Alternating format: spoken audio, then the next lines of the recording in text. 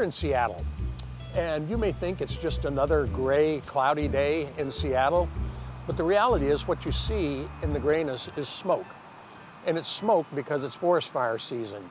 The entire West Coast from Southern California to British Columbia is engulfed in forest fires. Right now there are 27 fires in Oregon and Washington, over 100 in British Columbia.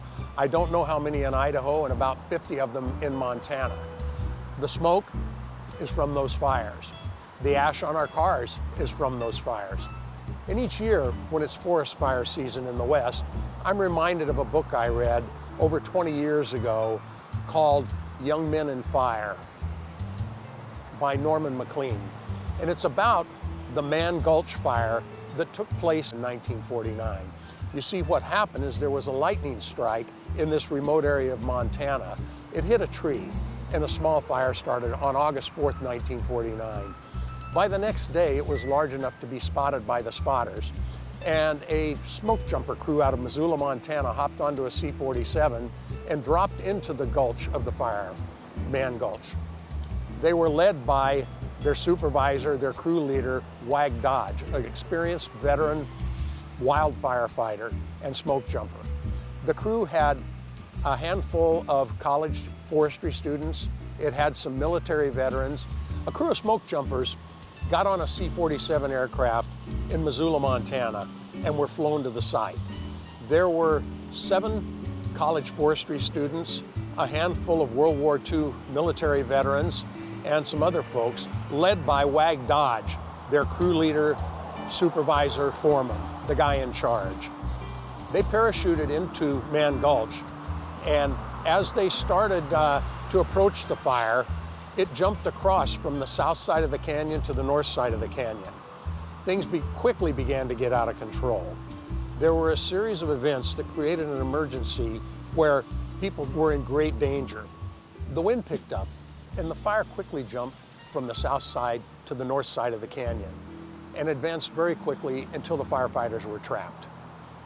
Supervisor Wag Dodge did something that nobody understood because he was the veteran and they were the rookies. He built a fire in the 2.5-foot high grass in the bottom of the canyon where the crew was, with the intention and the direction and command for his crew to get into the hot ashes from that fire to protect themselves from the great forest fire that was beginning to engulf them. At that point, the whole team fell apart. People did not trust him well enough to obey his command. Communication was not clear. People didn't understand why. And people quickly defaulted to a situation of simply trying to save their own lives. Subsequently, 13 men died. There was very long and thorough investigations. And once the onion was peeled back from the Forest Service attempting to protect itself, it became very clear that there were multiple leadership failures from the top down to the supervisor on the ground. There was no team built. There was no trust across the team. People didn't know each other very well. And what the investigation highlighted is many things that have subsequently become standard components of training supervisors, leaders, and forest fire crews to this day so that this doesn't happen again. So years later, after the governmental investigations were completed and the blame was placed, fault was found, etc., there were university professors that started studying the human behavioral aspects of the fire and why people did what they did. And there was some very interesting learning that came from that.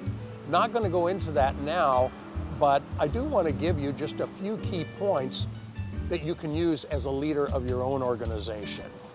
And I realize, people watching this video, it's unlikely that there's anybody that leads a team that truly is in regular life and death situations. But if there is, great, still applies. For most of us who lead teams that are different than that, the basics still apply. One, it takes time to build an effective high-performance team. It takes time to build the relationships and the level of trust that's necessary for people to work together in day-to-day situations, and particularly in high-stress situations that occur in the workplace every day. People have to trust their bosses, their bosses have to trust the people.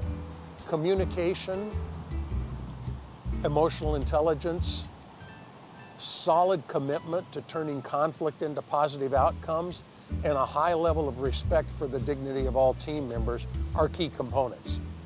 That doesn't happen in a snapshot in time. It takes a commitment to work together over time to build a true high-performing team that gets the kind of results you need, and that also survives and thrives in the day-to-day emergencies of running a business. There are 10,000 men and women that are currently in harm's way fighting forest fires in the West.